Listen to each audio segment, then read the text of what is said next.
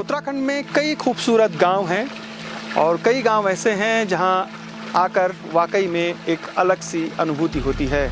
रुद्रप्रयाग जिले के मदमेश्वर घाटी में एक ऐसा ही गांव है बस्ती। बस्ती यूँ तो अपनी प्राकृतिक सौंदर्य के लिए जाना जाता है, लेकिन इस गांव में कुछ खास हो रहा है, कुछ अलग हो रहा है।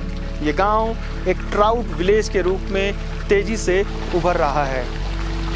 एक स्थापित गांव कैसे आसपास के इलाकों में प्रसिद्ध होता जा रहा है और कैसे यहाँ के किसान, खास तौर पे बलवीर राणा जो इंटीग्रेटेड फार्मिंग पर पूरे तरीके से जुटे हुए हैं, पूरे जुनून के साथ। उस पूरी बस्ती में जब आप पहुँचते हैं तो एक अलग सी अनुभूति होती है। चारों तरफ जंगलों से घिरा ये गांव एक अलग ही अनुभूति देता है, प्रेरणा देता है, खास तौर पे इंटीग्रेटेड फार्मिंग पे। तो चलिए रूरल टेल्स के साथ आज आपको हम मदमेश्वर घाटी में बसे एक छोटे से गांव बस्ती की सैर पर ले चलते हैं, जहां आपको भी प्रकृति के साथ जुड़कर बहुत कुछ सीखने और समझने को मिलेगा।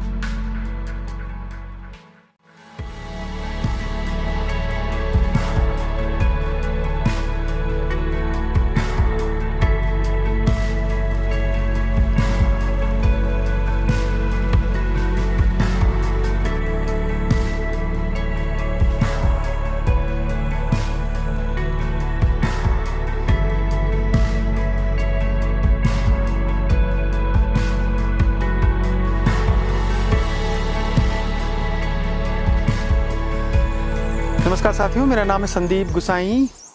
जो प्रगतिशील किसान हैं उनकी खोज हमें रुद्रप्रयाग के ऊखीमठ ब्लॉक ले आई है और यहाँ एक गांव है बस्ती। चारों तरफ देवदार, बांज, बुरांस और मोरू, खरसू, इन घने जंगलों के बीच ये गांव बसा है। और गांव कुछ उसी स्टाइल में बसा है जैसे नैनीताल के मुक्तेश्वर, धारी के इलाकों में, कि कुछ मकान यहाँ पर हैं, फिर कुछ परिवार थोड़ा सा आगे हैं। और इस गांव में जो पूरा गांव है वो इस तरीके से ट्राउट फार्मिंग कर रहा है कि वो देखकर खुशी होती है।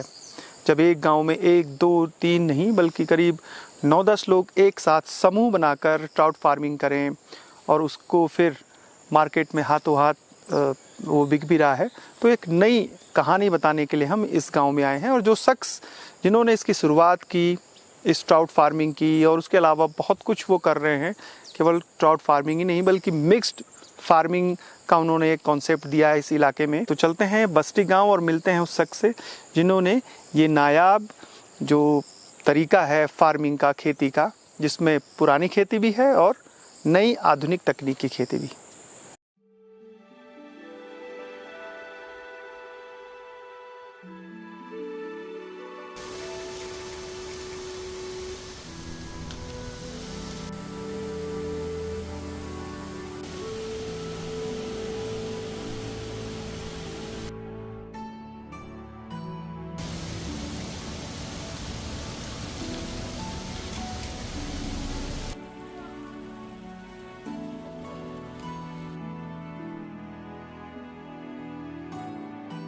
जिस भी गांव की कहानी को बताने के लिए हम जाते हैं, या किसी होम स्टे या एग्रीकल्चर या हॉर्टिकल्चर, तो अगर उस गांव तक पहुंचने के लिए कुछ पैदल मिल जाए 1, 1.5, 2 किलोमीटर, तो बहुत अच्छा मिलता है। गाड़ी छोड़कर पैदल चलना, पगडंडियों से होते हुए और फिर उस गांव तक पहुंचना, एक अलग आनंद मिलता है। आप जंगल के बीच जो पक्षी हैं उनकी आवाज़ों को सुनते हुए और जो नेचर है उसका आनंद लेते हुए पहुंचते हैं।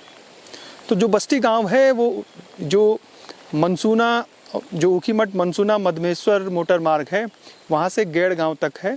गैड़ गांव से फिर यहाँ पर गाड़ी पार्क करनी होती है, ये पार्क की जगह है, और सीधे जो सड़क जा रही है उससे थोड़ा सा आगे जाके फिर हम पैदल निकल जाएंगे बस्ती गांव के लिए, जो करीब 1 किलोमीटर के करीब होगा यहाँ से। तो बस्ती गांव की अपनी खूबसूरती है, वो हम आगे बताएंगे, लेकिन अब पैदल सफ़र शुरू करते हैं यहाँ से। क्या चाहिए आपको, गौड़ चाहिए, भैंस? अच्छा, खच्चर भी चाहिए।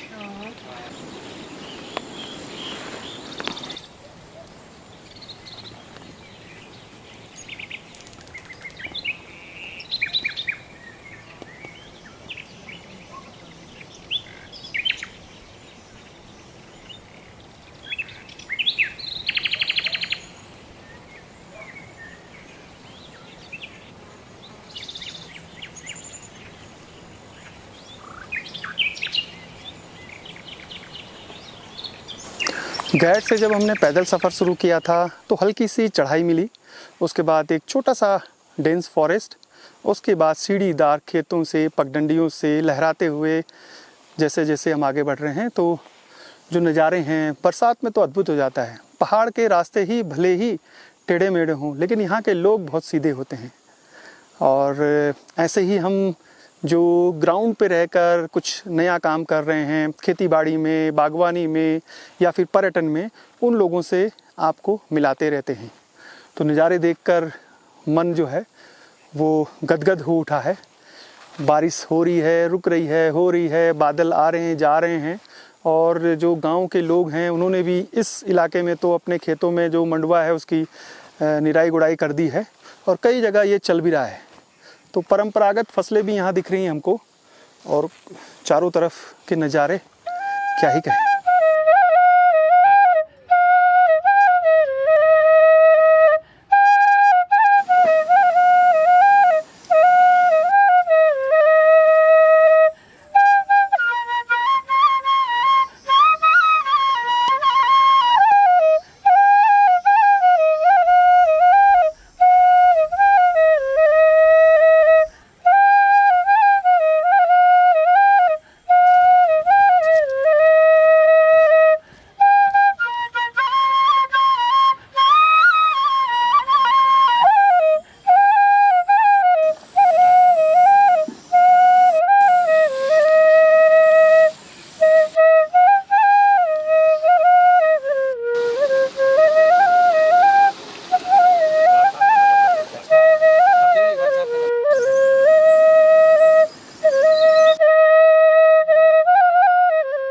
मैं तो पहले घरेलू मकान होते हैं, पत्थरों वाले मकान और लकड़ी का काम करता था।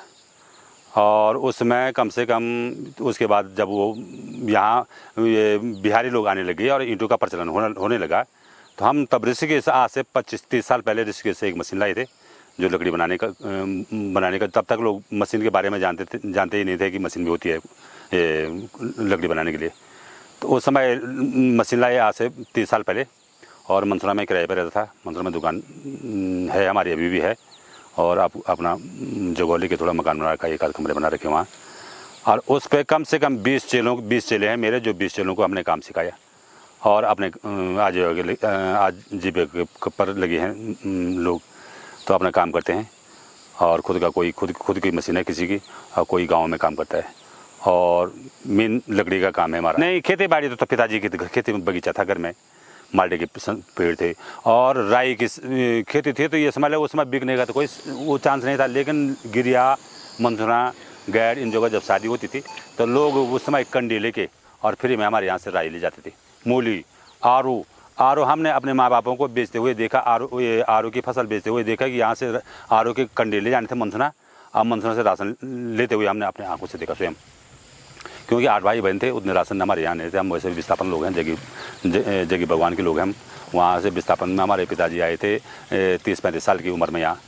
तो वहाँ से राशन लेके तब ये सारा ये खेत फाड़ रखे हैं उनके।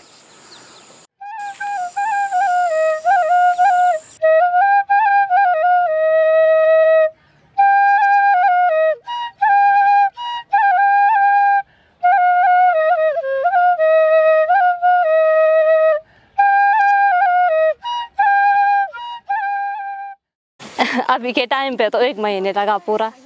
हाँ, क्योंकि ज़्यादा खाड़ तैयार होता है ना।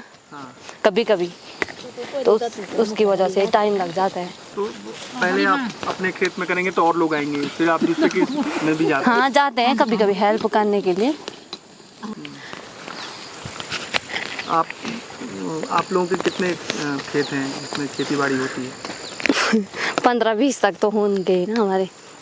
हाँ। अच्छा, ये बात होती है कि जो नई बहुएं हैं वो कम खेती बाड़ी कर रही हैं, ऐसा नहीं, ऐसा नहीं है। जिसको एक्सपीरियंस है पूरा काम करते हैं हमारे खेत का। हाँ, आप लोग सारा काम करते हैं जैसे आप? हाँ, पूरा काम करते हैं, घास से लेकर जैसे जंगल से लकड़ी लाना, मतलब अपने लिए पूरी सुविधा है हमारे यहाँ पे। मतलब करते हैं व्यवस्था अपने लिए। लकड़ी जैसे खाना बनाते हैं, किचन में बनाते हैं। मतलब आग वाले किचन में बनाते हैं, लकड़ियों से बनाते हैं ना हमारे यहाँ पे।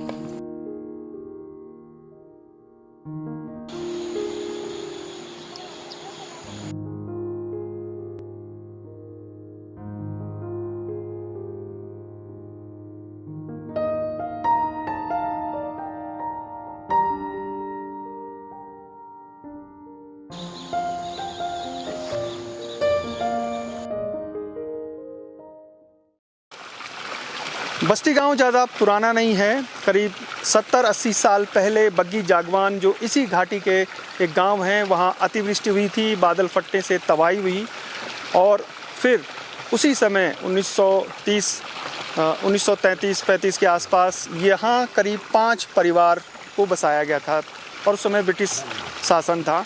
तो उसके बाद ये 5 जो परिवार यहाँ बसाए गए, वही 5 परिवार अब बढ़ते बढ़ते करीब 17 परिवार हो गए हैं। ये जो गांव है समुद्र तल से लगभग 1800 मीटर इसकी हाइट है और अगर हम इसकी दूरी आपको बताएं तो जो ऊखीमठ है इस पूरे इलाके का सबसे बड़ा टाउन, वहाँ से करीब 14 किलोमीटर, अगर पैदल दूरी को भी हम जोड़ लें तो ये 14 किलोमीटर है। सड़क जो जहाँ से पैदल चलना होता है वहाँ से करीब 1.5 किलोमीटर यहाँ गैड़ गांव से सड़क है। इस गांव की सबसे महत्वपूर्ण बात यह है कि ये चारों तरफ से इसको घेरबाड़ कर दी गई है, तो जो सबसे ज़्यादा खतरा होता है सूअर का वो नुकसान नहीं पहुंचाते उनके फसलों को। बस केवल डर है तो सेब जैसे फसल, उसमें पक्षियां बहुत ज़्यादा आती हैं तो उसकी देखभाल करनी होती है और सूअर, बंदर, जो लंगूर और बंदर हैं उनसे अपनी खेती बाड़ी को सुरक्षित रखना होता है। तो एक ऐसा गांव है जो अपने आजीविका के लिए तमाम साधन उपलब्ध कर देता है।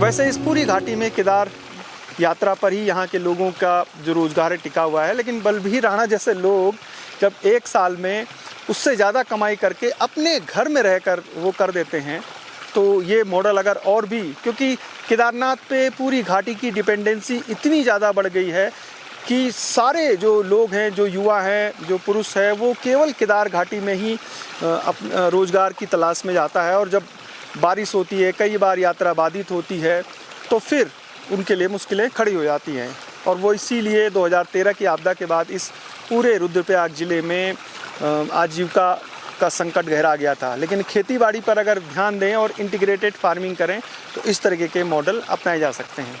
अब उनका होम स्टे भी है, उसका नाम भी सुंदर होम स्टे है, उसमें एक रूम तैयार है और कुछ रूम तैयार वो कर रहे हैं। तो आने वाले समय में जब यहाँ टूरिस्ट आएंगे तो यहाँ का जो नैसर्गिक सौंदर्य है वो देखकर चकित हो जाएंगे। और सबसे महत्वपूर्ण बात, जब यहाँ से चौखंबा पीक दिखती है सर्दियों में, जब क्लाउड नहीं होते हैं या कोहरा नहीं होता है, तो वो अद्भुत दिखता है। क्योंकि यहाँ से ज़्यादा दूर नहीं है चौखंबा पीक, इसके आगे कुछ गाँव हैं, उसके बाद फिर मधमेश्वर जो धाम है वहाँ से भी और भी ज़्यादा खूबसूरत दिखता है। तो कुल मिलाकर अगर हम कहें कि एक सक्सेस स्टोरी है बलबीर राणा की, एक इंस्पायर करती है हमको कि किस तरीके से हम अपने आसपास बहुत सारे काम कर सकते हैं। हम जड़ी बूटी उत्पादन कर सकते हैं, हम मसाले का उत्पादन कर सकते हैं, हम जो तरह तरह की चाय बनाई जाती है, लेमन ग्रास है, ऑरिगोनो है, थाइम है, इनको भी बेच सकते हैं और ट्राउट फार्मिंग कर सकते हैं। हम जितने अचार हैं, जो फूड प्रोसेसिंग के आड़ू, पुलम से, खुमानी, इनसे हम कई बाई प्रोडक्ट बना सकते हैं। तो पहाड़ों की जो अर्थव्यवस्था है उसमें बलबीर राणा जैसे लोगों का योगदान भविष्य में बहुत महत्वपूर्ण साबित होगा। करते हैं हम काम।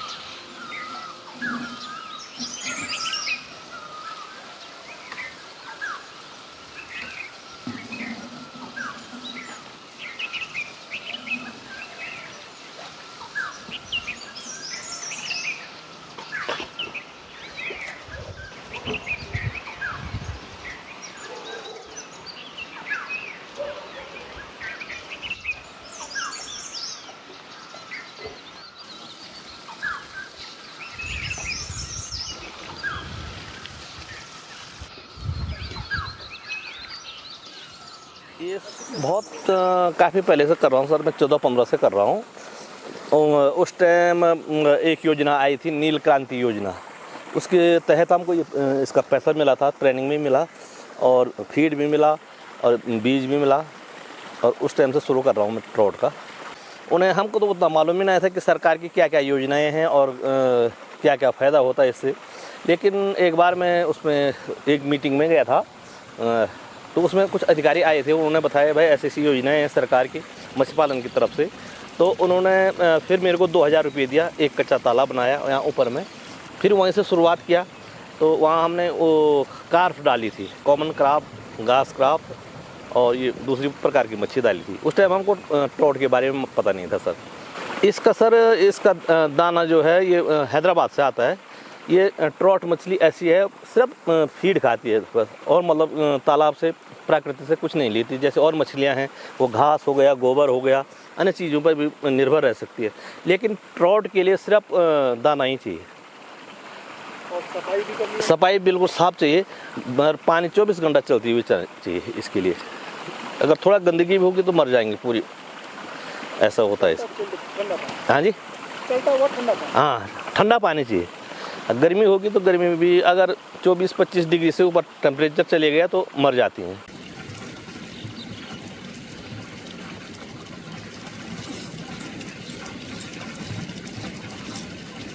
हाँ, यहाँ पे ये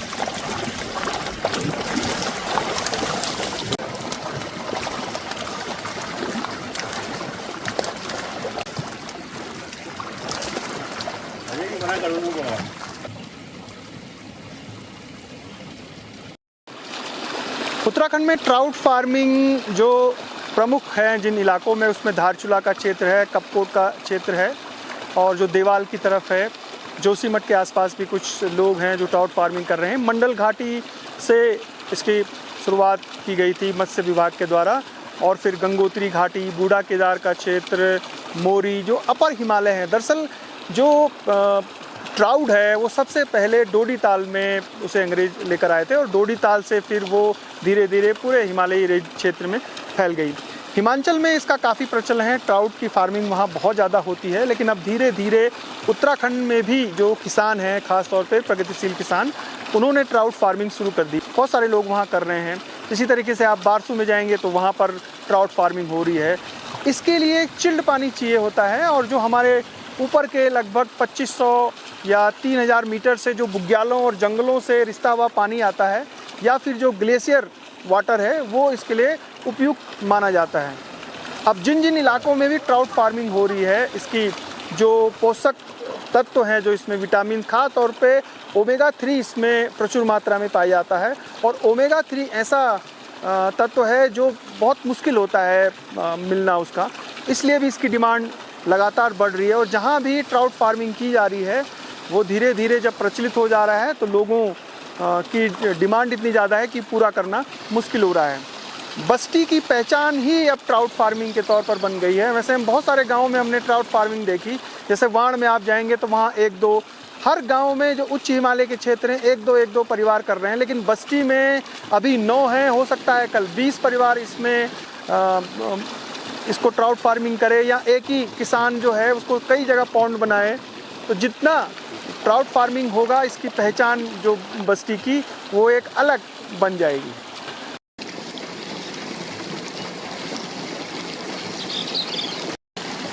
शेर की जैसे खाल होती है उनकी जगह शेर का जगह बिल्कुल।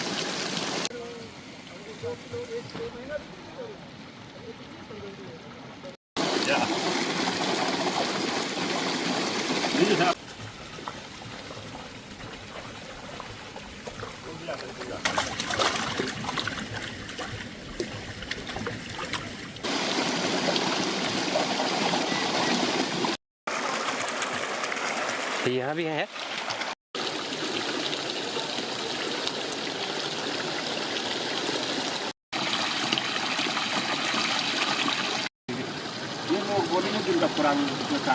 नहीं, वो तो खैर बोल ही रहे हैं।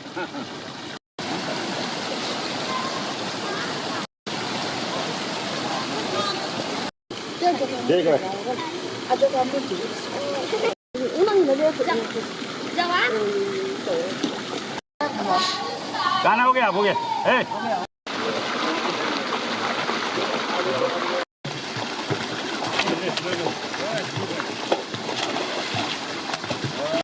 ये ट्राउट पे काम कर रहे हैं हम, और ये मछली विभाग से ये पॉन्ड मिल रखे हैं हमको, और अभी इसमें कम से कम 15,000 बीज पड़ रहा है इन चार टैंकों में।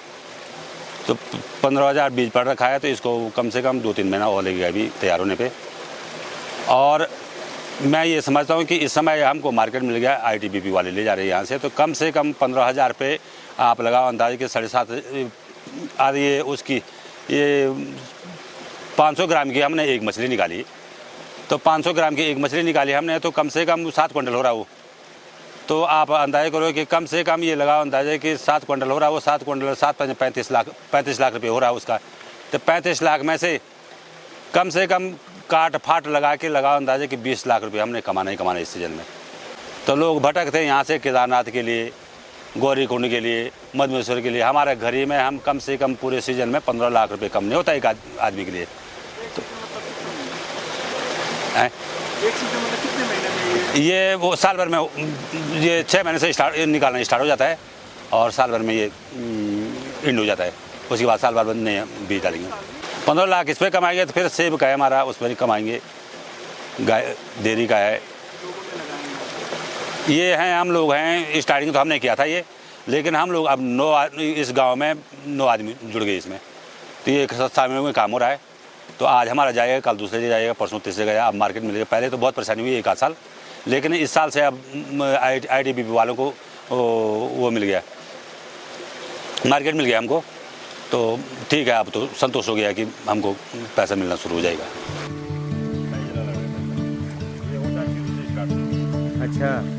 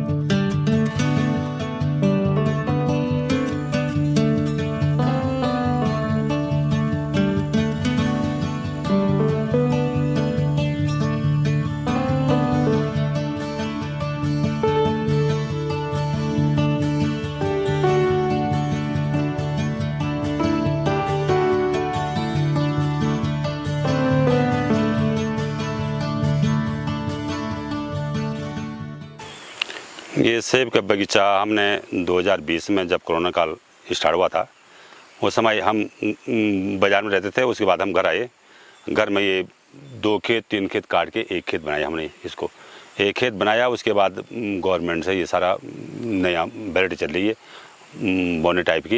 ये ज़्यादा से ज़्यादा 9-10 फीट से ऊपर नहीं होगा ये। तो ये रोड स्टॉक पे काम हो रहा है, और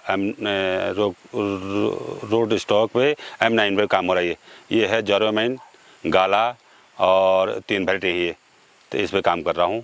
अभी स्टार्टिंग में इस पे ये फ्लावरिंग हुई इस साल, और पहली बार फल दे रहा है। और इस पे काम अभी तो व्यक्तिगत काम कर रहा हूँ, लेकिन मैं ये चाह रहा हूँ कि मेरे कम से कम इस पे काम करने में अगर फ्लावरिंग सही हो गया, तो इस पे काम करने के सारे गाँव को जोड़ूंगा इस पे। ये मेरा गवर्नमेंट की पूरी फैसिलिटी है। गवर्नमेंट का ये पेड़ पूरा गवर्नमेंट का दे रखा है, और गवर्नमेंट भी अपनी तरफ से कोई कमी, करने वालों को तो कोई कमी नहीं करती गवर्नमेंट। न करने वालों को तो जिन्होंने लाना है सुखाना है वो तो, लेकिन बार बार देखने आते हैं यहाँ और विजिट करते हैं, विजिट करके चले जाते हैं। सेब की बेल्ट है ये पूरी। अच्छा, उसके लिए हाँ जी हाँ, अभी मौसम ठीक है, देखा हो रहा है, अभी स्टार्ट हो रहा है। अभी तक आज तक हमको ये ऐसा मालूम था कि ये होता है कि नहीं होता, लेकिन इस समय अब पूरा दिल भर गया कि हम इसको ढंग से कमाई कर सकते हैं। इस पर बर्फ भी अच्छी पड़ती है। बर्फ़ भी पड़ती है, हाँ जी, मौसम बनने पे बर्फ़ भी पड़ती है। कितने पेड़ आपने लगाए थे? ये लगाए जी हमने, ये पेड़ लगा रखे हमारे 1200 पेड़, और 21 में लगाए 600 पेड़। उसके बाद 600 पेड़ 1 साल बाद लगाए, 23 में लगाई, 22 में लगाई। उस पर अभी फ्लावर नहीं हुई, लेकिन ये फल गया तुम्हारा इस समय 21 वाला।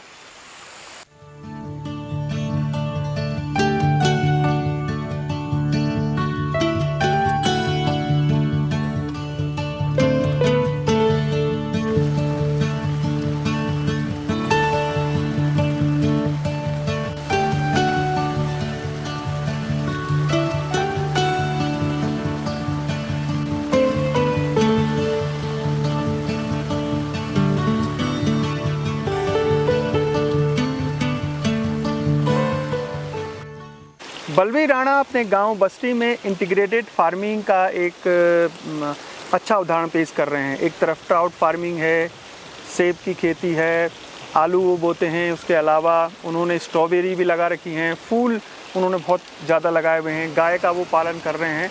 कुल मिलाकर अगर हम देखें तो अभी भी वो इंटीग्रेटेड फार्मिंग की तरफ और भी प्रयास कर रहे हैं। पूरा गांव एक ट्राउट जो फार्मिंग है उसके लिए सब प्रसिद्ध होता ही जा रहा है, बल्कि बलवीर जी की कोशिश है कि भविष्य में इस पूरे गांव में जो एप्पल ऑर्चर्ड हैं वो बहुत ज़्यादा लगें। अभी तो उन्होंने 1200 पेड़ लगाए हैं, लेकिन धीरे धीरे करके जब और भी गाँव में, जैसे इस गाँव में, बस्ती गाँव में, मनसूना में और आपका गैड़ में, और आगे अगर मधमेश्वर घाटी की तरफ आप जाएं रांसी, तो बहुत सारे गाँव में जब एप्पल फार्मिंग होगी। और सबसे महत्वपूर्ण बात यह है कि इस पूरे घाटी में जो भी हम कैश क्रॉप उगाएं उसके लिए मार्केट बहुत बड़ा है। चार धाम यात्रा में जब मधमेश्वर, तुंगनाथ, केदारनाथ में, इस इलाकों में बहुत बड़ी संख्या में श्रद्धालु आते हैं, तो उसके लिए जो मार्केट है वो यहाँ की साग सब्जी, फल फूल के लिए एक बड़ा अच्छा मौका है इन तमाम गांव वालों के लिए। और इसीलिए उन्होंने ट्राउट फार्मिंग की, सेब का उत्पादन किया और लोगों को दिखा भी दिया कि इस इलाके में जो इंटीग्रेटेड फार्मिंग है वो की जा सकती है। महत्वपूर्ण बात यह है कि इस इलाके में अभी भी परंपरागत खेती होती है, जिसमें तमाम दालें हैं, मंडुआ है, झिंगोरा है, कौड़ी है, ये उत्पादन प्रमुख है। और आलू की खेती यहाँ होती है। तो जो आसपास इस गांव के तमाम लोग हैं वो अपनी आजीविका के लिए जो खेती करते हैं वो अभी परंपरागत खेती ही कर रहे हैं, लेकिन बलवीर राणा जैसे लोग वो आधुनिक खेती के साथ साथ जो अपनी पुरानी खेती है उसको भी कर रहे हैं साथ में। ये होम स्टे है जी। अभी हमारा एक रूम तैयार हो रखा है और उसको बढ़ाने के लिए ऊपर भी काम चालू कर रखा है। उस होम स्टे में आने वालों का घर का सारा ऑर्गेनिक, फल से लेकर सब्जी से लेकर दाल चावल से लेकर सारा घर करेगा। और एक रात का 1500 खाना एक पर आदमी पे 1500 रुपये कमरा और खाने का चार्ज रहेगा। और इसको अभी डेवलप कर रहे हैं हम। पीछे भी ऊपर भी बन रहा है, 2-3 कमरे और बनाएंगे हम ऊपर उसमें।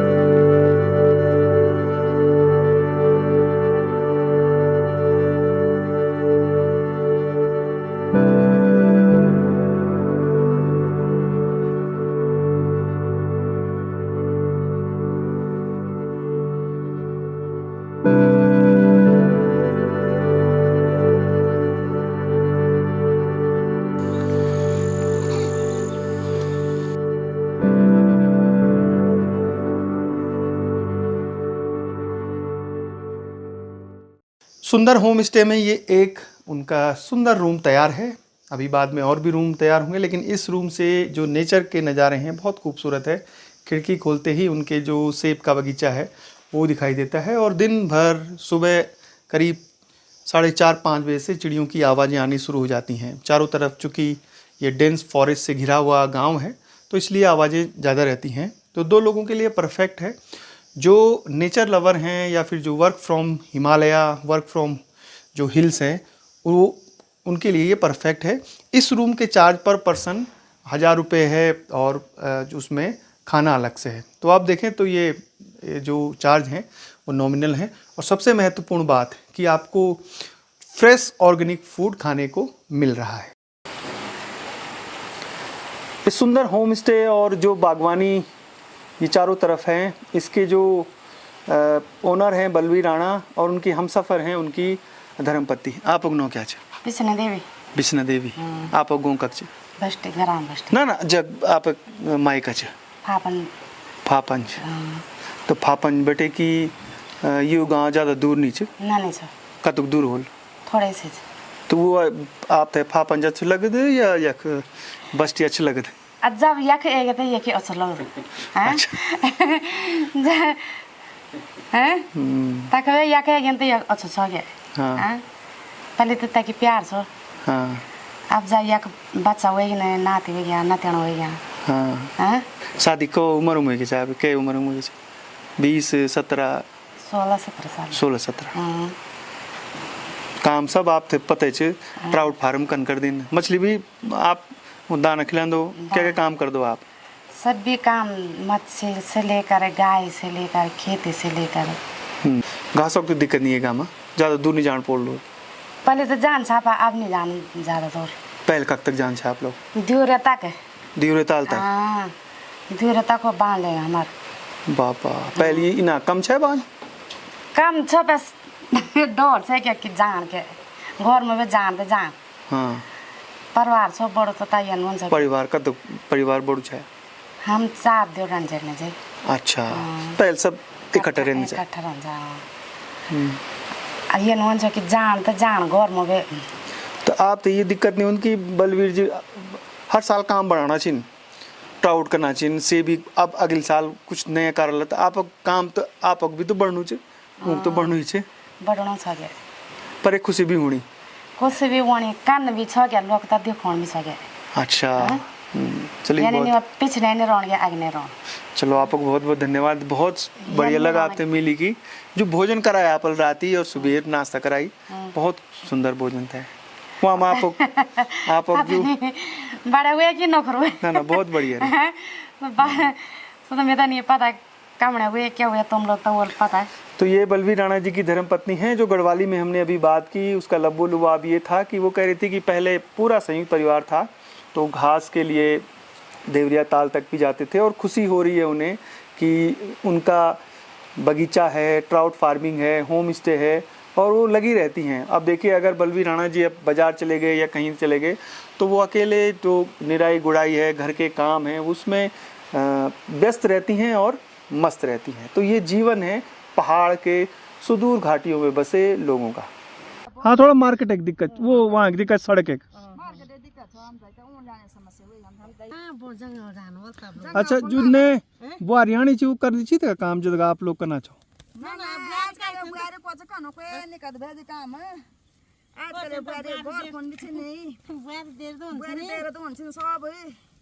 ये एक बात के वाली हूँ खेती बाड़ी ना जब तक आप लोग करना चाहो करना, वो एक बात कल समझ।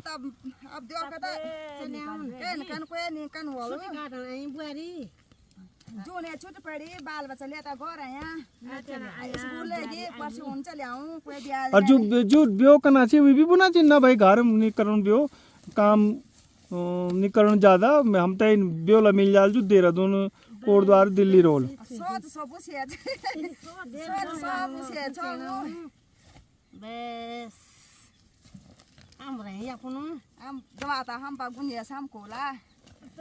ये बस्ती की महिलाएं हैं, कोदा रागी या दालें भी हैं इसमें। तय दालें कौन कौन सी हैं? हाँ, काला भट्ट छ ना, सोयाबीन। अच्छा, रेस दाल से। बस्ती गांव और बलवीर राणा जी से अब वक्त हो गया है विदा लेने का। जाने का तो मन नहीं कर रहा है, इतना खूबसूरत गांव है, लेकिन उम्मीद करेंगे कि दोबारा हम इस गांव में आए और यहाँ से एक खूबसूरत ट्रैक जो देवरिया ताल का है उसके दर्शन आपको यहाँ से उसकी सैर पर आपको ले चलें। एक खूबसूरत गांव, खूबसूरत यहाँ के लोग, और सबसे महत्वपूर्ण कि उनके अंदर कुछ करने की जिजीविका है, क्योंकि पहाड़ों में काम करना, खेती बाड़ी या बागवानी बहुत आसान नहीं होता। अगर खेती और बागवानी करते भी हैं तो उनको सड़कों तक पहुंचाना वो भी बहुत मुश्किल काम है। और एक दिन ऐसा आएगा जब यहाँ सड़क भी पहुँचेगी, टूरिस्टों का फ्लो होगा। वैसे भी बलवीर राणा का जो सुंदर होम स्टे है वो जब दोबारा हम आएंगे तो पूरी तरीके से तैयार मिलेगा। फिलहाल संदीप गुसाई को इजाज़त दीजिए। ऐसी घाटियों की कहानियाँ आपको हम भविष्य में भी दिखाते रहेंगे। जय नंदा, जय हिमाल।